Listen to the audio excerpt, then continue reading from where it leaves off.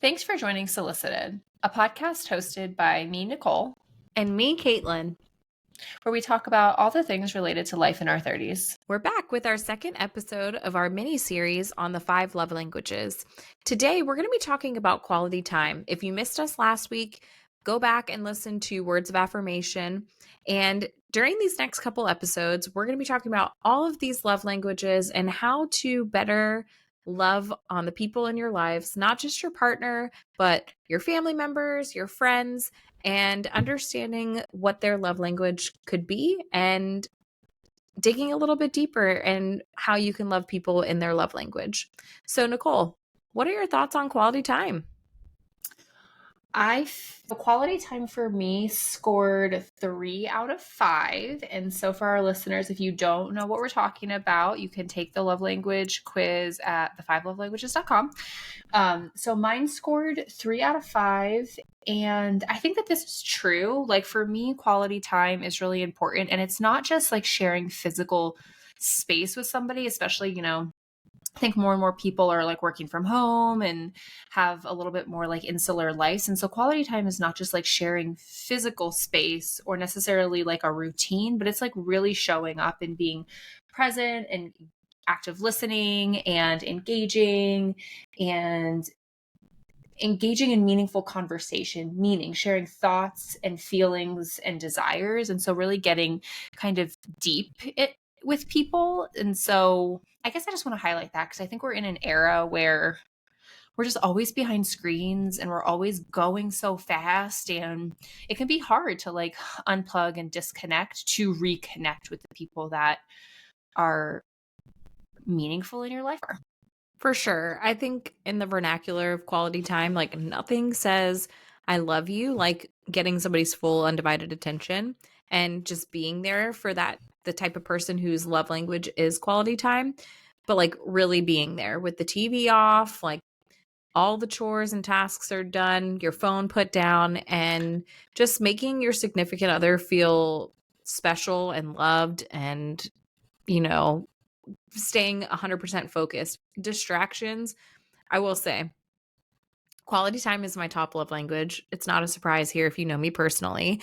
Anybody that's listening, distractions, postponing dates, or failure to listen can be really hurtful to me. And I know it's hurtful to people whose top love language is quality time because it means what you were saying is that sharing the quality conversation and the quality activities. And I'm not talking like sitting on the couch watching television. I'm saying like eye to eye talking. And I actually learned a lot more about quality time through counseling. And if you're not in counseling, shameless plug, love me some counseling. And I actually just learned this week that quality time can look different for other people. Like, what is your definition of quality time versus what my definition of quality time is? And so for me and my husband, we have two very different definitions of quality time, and we've come to learn this. Like, my definition of the quality time is spending time together doing an activity, preferably outside of the house, but I will do inside of the house anytime because we have a child now, so that kind of changed everything. Um, but I like to be doing activities where you have to have conversations, where you have to dig deeper, where you have to make eye contact. And his idea of quality time is being in the same room together, but we necessarily don't have to be talking, or we can be watching a show together. And don't get me wrong, I love watching a movie or a show with my husband, but that is not my idea of quality time. So I think that is a good question to ask your significant other, especially, or even your friends, like what their definitions of quality time is, because there's nothing I love more than everything being put away and catching up with one of my friends and having a drink or meeting for coffee or tea for me because I don't drink coffee, y'all. But just that time to catch up and have nothing else distracting you.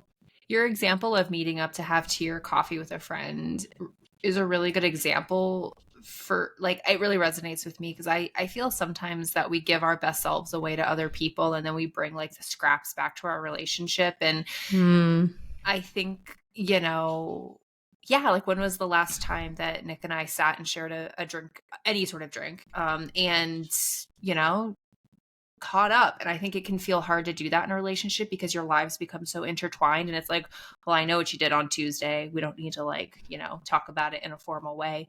But like, what would happen if you just created the space to talk about anything? And like, how enriching could that be? You also have to think about, if quality time is somebody's love language, think about how they're spending all of their time. Are they spending their time taking care of the kids? Are they spending their time doing chores? Are they spending their time at work? Are they spending their time with their friends? It's common for people to feel like they actually do spend a lot of time together, like you were saying, but if they aren't focusing on each other, is it really quality time? And again, when it comes when it comes to spending time together, I think that people need to think about the differences between quantity and quality. And again, I know me and my husband are together a lot. He works from home and I'm a stay-at-home mom now. And so we see each other a lot and we pop in with each other all during the day. But making that specific time that's just about us without anything else going on, it's so easy to get caught up in, at the end of the day, the baby's asleep, he finished work, the dishes are done, and you're just scroll on your phone, or you're reading an article if you're my husband, or playing a game of chess on his phone, and you just miss it. You miss that time. At the end of the day, that is there for you, yes, to decompress, because I know everybody needs to do that, but I also think it's important to check in with your significant other. Your example of using the phone as a decompression or like a mental checkout, I think is really interesting because I catch myself doing that too, of like, I just want to turn it off and I just want to veg. And I find it hard for me to figure out ways during the week to not fall into that habit. And how do I even carve out like 15 or 20 minutes of quality time, and what could that look like when you're already sort of on empty? I think it's hard. Mhm. I think we're probably, a lot of us deal with that, but I think it's possible. Yeah, no, for sure. And I think if you're also trying to figure out what your spouse's love language is, or have them take the test, number one. And if your significant other, your friend, whoever you're thinking about as you're listening to this podcast, think about ways that you can love them in the realm of quality time. Now, the biggest thing for me is maintaining eye contact when you're having a conversation, even if it's not specifically quality time, it's just in general. Maintain eye contact with somebody, let them know that you're fully listening, because multitasking to somebody whose love language is quality time drives me bananas, especially if they cannot multitask well. And men are not so great at it. Let's be real. I'll ask, "What did I just say?" And sometimes regurgitate it perfectly, but then other times it's like, "Yeah, I wasn't really listening. Tell me again." And I hate having to do that. Um, yeah, the eye contact for me is like a trigger point. If you're not making eye contact with me when I'm speaking to you, I'm gonna fucking fly off the handle, or I'm gonna disengage completely. But to your point about my husband is so good at, like, I don't know that he's good at multitasking, but his brain can absorb like a lot of different streams of information. So he gets me on this one where he won't be looking at me, but I'll be like, well, what did I just say? And he will repeat it back to me verbatim. But listen, I still feel righteous because I think it goes back to what you said at the beginning of like, how does your person experience love? It actually doesn't matter if you can regurgitate what I just said. It didn't feel like love. And I think that's the difference. So that brings me to my next point is, if you are with your spouse and you're having a conversation while having quality time together, listen for those feelings. Listen to what your spouse is talking about and look for those feeling words, and think to yourself, like, what emotion are they experiencing? Are they sad? Are they happy? Are they angry? Are they jealous? Are they, whatever emotion it is? Because then it's going to help you kind of understand your spouse a little bit more, and paying attention to what maybe they need from you in that moment. And the other thing about all of this is refusing to interrupt, because a lot of times the interruptions, it just screams, "I don't care. I'm not really listening. Listen to me instead." Or in one ear, out the other. And a little side note, I think your husband's good at multitasking is because he's a Taurus like me, just saying. But anyway, I'm not going to take that bait. I have so many thoughts. I know, it's okay. I know. My stubborn friend over there. Now, when you're spending quality time with someone, it not only builds and strengthens your relationship, but it improves your communication because again, you're showing that you care and you're showing that affection for your person. So, um what's like an example of quality time you like to spend with Nick or your friends or family or whoever?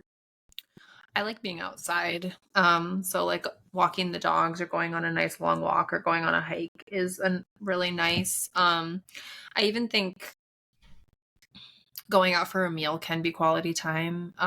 So I kind of like that. And I would say those are probably like the most accessible that like happen on a regular basis. For sure. I What mean, about you? quality time with food, not mad about it. Not mad about it. I'd say I was actually just thinking about this because Mike and I were talking about it, and my family is such big board game people. So that's our family quality time together is playing board games or, you're having conversations, you're laughing, if everyone's phones are down because you're engaged in the game. And, I think that's why I like game night so much is because it's hard for you to be doing something else at the same time because all your energy and time has to go into that. So, my husband does not love games, as I think you know this. So, Games also, I was thinking about this before when we were talking about, I don't remember what it was, but I also think there's something about like memory making. And I think when you look back, are you going to go like, oh yeah, remember all that time we spent, binge watching Succession or whatever? Like probably that's not what you're going to remember. And so I think that, because I even sit here and go, like, I coaxed Nick into playing like 5 rounds of Ticket to Ride this past weekend.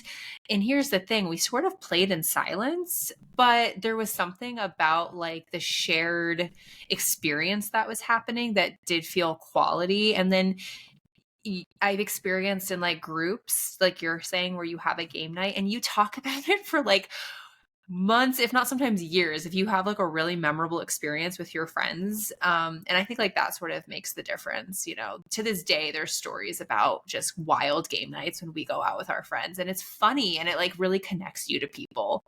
hello, you and I grew up playing Egyptian rat screw. Like, I have so many nights like remembering that in phase 10. Like, I was we're gonna say, phase and 10 like girls. And like even when we talk about our trip to Jamaica, like that stands out. Like I have multiple like snips in my mind of us playing phase 10 in different places in Jamaica, which is like hilarious, right? And so it's just like it's yeah.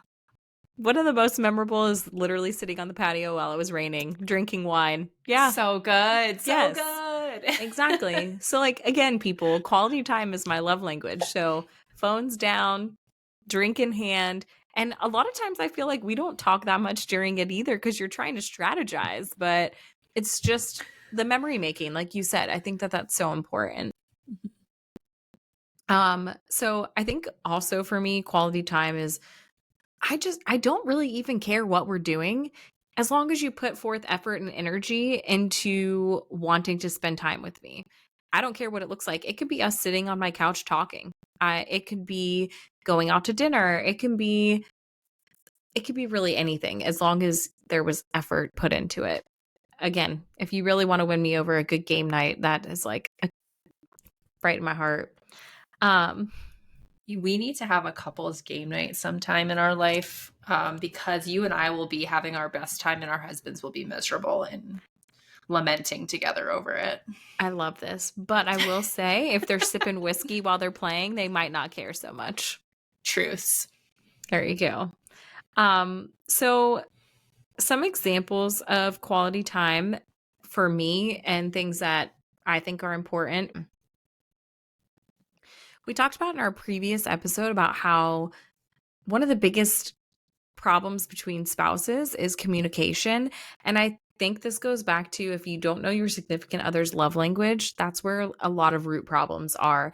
And one of the things that I realized, like I said previously in this episode, is that Mike and I's definition of quality time is different. So he thinks we're spending quality time together. I don't think we're spending quality time together. And really, I needed him to figure out that I just needed more quality time spent with him. And we had to realize I had to articulate what quality time meant to me and be very clear and give specific examples of how I want to spend quality time and work on finding a solution that works for both of us in the realm of quality time.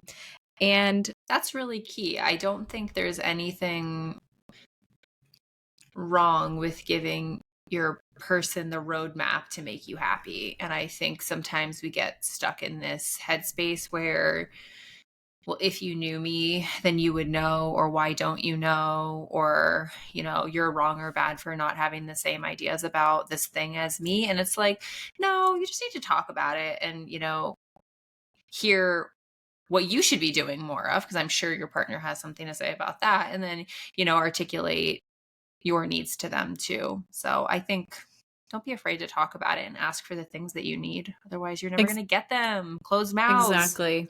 Exactly. My counselor always says being in a relationship is like ordering a pizza, and you have to be very and you have to be very specific about what you want. So, I'm not going to walk into a pizza place and say just give me a pizza, because I like a pizza a certain way. So, my specific toppings, my type of sauce, no cheese, even though I wish I could have it, different things. So I always think about that when I'm trying to voice how I'm feeling about something, because if I'm not being specific, it's not going to help me or my partner or any friendship or relationship or family member that I'm having a conversation with. I like that analogy. Yeah, so think about it next time. Order your pizza, baby, exactly how you like it. Thin crust, thick crust, I'm stuffed built crust. I'm building a joke in my mind that's like Caitlin and Mike walk into a pizza parlor. It's not done yet though. When I finish it, I'll send it to you. Keep me posted, because the funnier thing is that we ordered Blaze pizza, and Mike's like, that doesn't even count as a real pizza because we have to order the vegan cheese right now because I'm dairy free, and we got broccoli on it and like grilled chicken, and it wasn't like your typical type of pizza. So anyway. So quality time is your number one. Mm-hmm. Like straight 40% quality time. Every question that I got that was about quality time, if it meant spending time, that was like my answer. And Mike's was where? Quality time. Number And one? yeah, I know. And I think I told you this previously when I had him take the test. I was shook that quality time was his number one, because my husband is for sure, hands down, acts of service kind of man. And in counseling, I also discovered that there is a difference between relationship love languages and then parental love languages. And obviously, our roles in our life have just changed. We have an almost 6-month-old. And wow, that was really crazy to say that out loud. Holy I was gonna moly. say I can't believe he's almost 6 months. It's I wild. know, I could cry. Anyway, so yeah, our his top love language is quality time, and I feel like he's answering as a father now, and when he was answering the love languages, and relationship wise, still for me to show him love, it's still 100% acts of service, doing the dishes, making sure things are tidy in the house. My husband, he's a little neat freak, and we've talked about this on several previous episodes. um he's a much cleaner person than I am, and I can appreciate that. But sometimes, it's quality time is my love language. If it comes down to, hey, let's spend 20 minutes together, or let's go do the dishes that are in the sink, you know which one I'm going to choose. Um so his top one was his top love language is quality time as well, by like 3%. It was not a big difference between quality time, acts of service. Mm. So I was 3, and it was Nick's fifth one. Lowest Fifth? for him. Fifth. Yeah, What? lowest. Isn't that crazy? I'm kind of surprised by that, but he is like totally fine with like doing things on his own and does not necessarily need to be around people. At least I get that vibe. Yeah, he's social in like waves. And he's got his boys, he calls him now, which is just like hilarious because it's so hyper masculine and Nick is not. So it just makes me laugh every time he goes to the boys and he makes it really dramatic. So like he does have like his people, but it does make sense because I think we've had lots of conversations about all the things we've talked about here of this is not quality time for me. And for him, I just think some of those things don't register because it's just not high on his list of priorities. I don't think he's thought about it that way because it just doesn't resonate with him. For sure. Men. So for people like maybe my husband, who this doesn't come super naturally to because it just isn't a super high priority, which is fine. Caitlin, what do you think are some examples of ways to spend quality time with your person? I could go on for days about this, Nichole. Here we go. But I'll just give you some of my favorites. So I think it's important to start and end your day together, especially with a partner or your spouse in this quality time area, because it's just it gets your day started off on the right foot and it ends your day on a good note too. You know, finding maybe something, a ritual that works for you guys. It's a walk after dinner or finding something you both enjoy for 15 to 30 minutes at night, whether it's putting on music and dancing, having some in-house karaoke, playing a board game. Board games are, the way to my heart.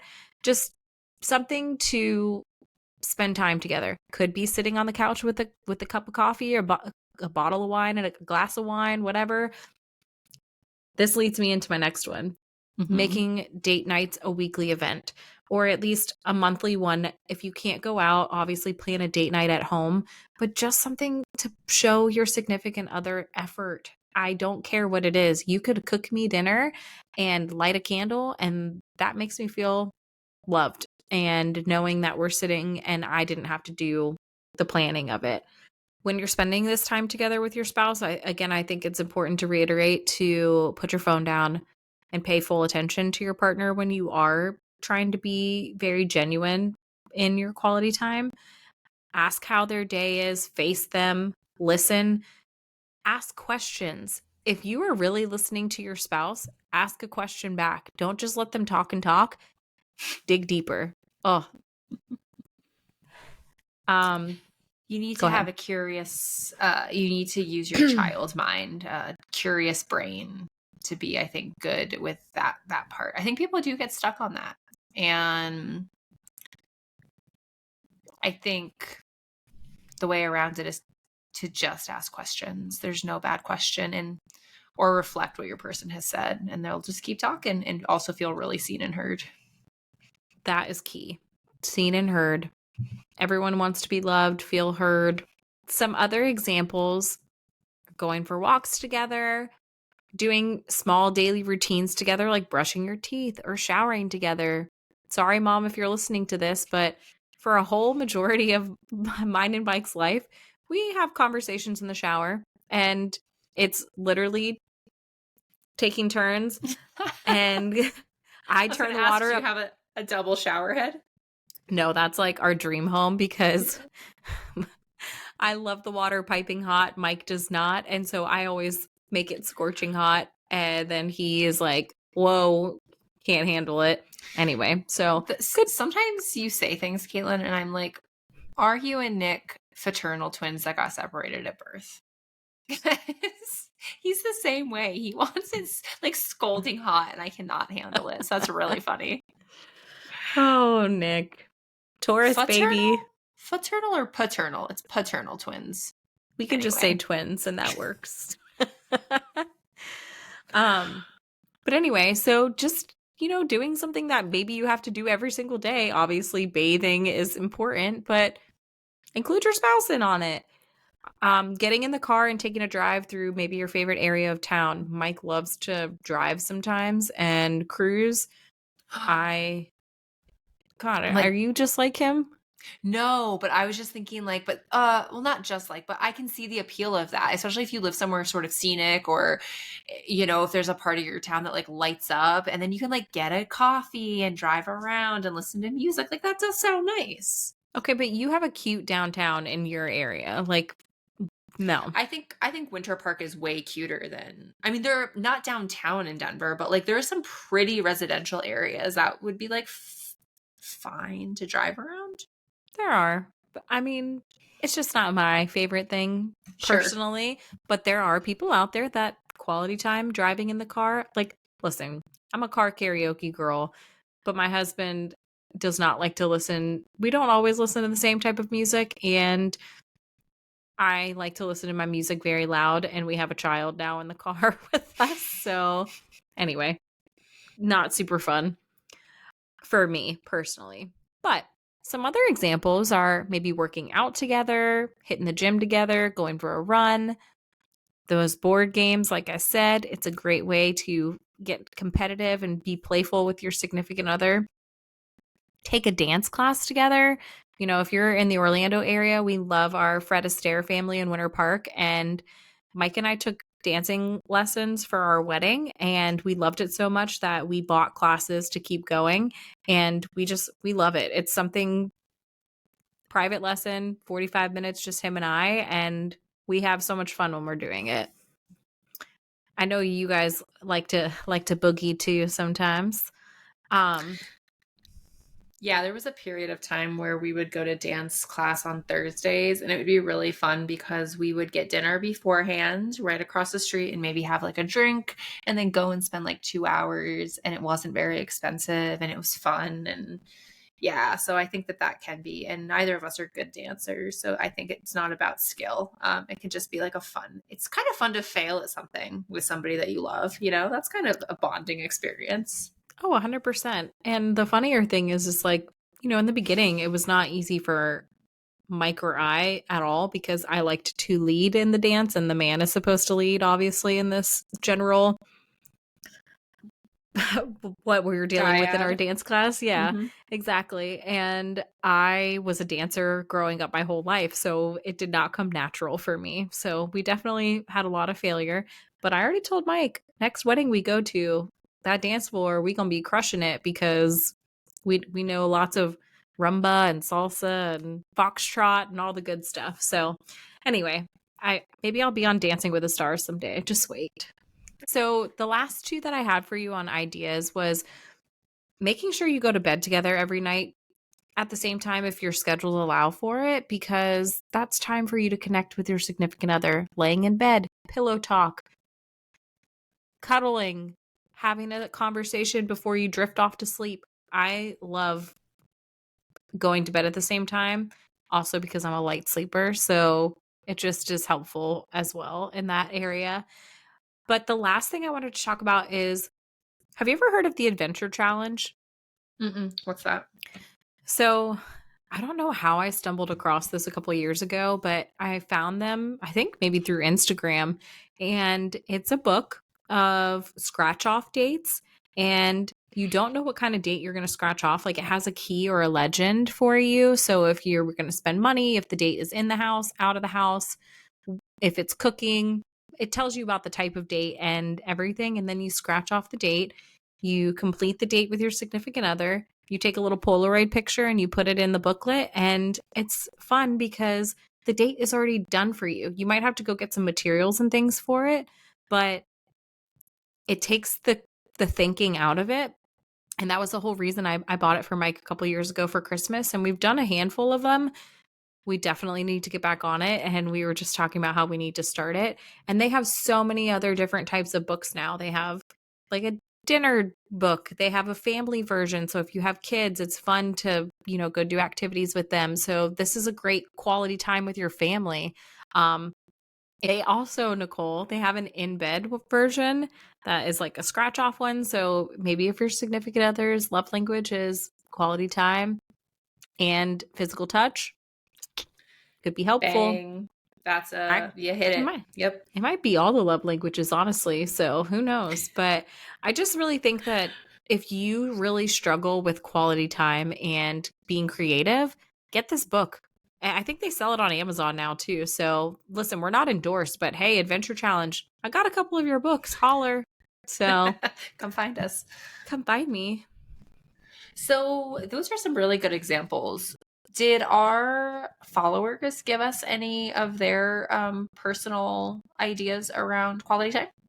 Oh, absolutely. They had a lot of ideas for quality time. I think that that was like I said, it's one of the second highest love language for our listeners. So, things that make your partner feel loved in the quality time area is when she helps me with chores around the house. So, this is a double whammy of acts of service and quality time. So I'm actually going to say, I was thinking about this before. I also think, because I think I can fall into this trap as a person who is high on quality time and acts of service. I think true quality time is without a goal in mind. So while I love that person and get them on a deep level, I don't think you get to say that chores are quality time. Sorry.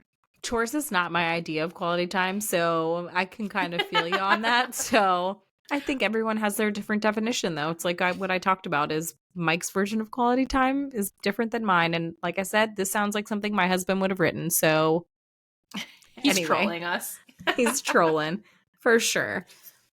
Other things that people said was doing something just because, making the plans. So, that goes back to that effort and energy and just making a plan.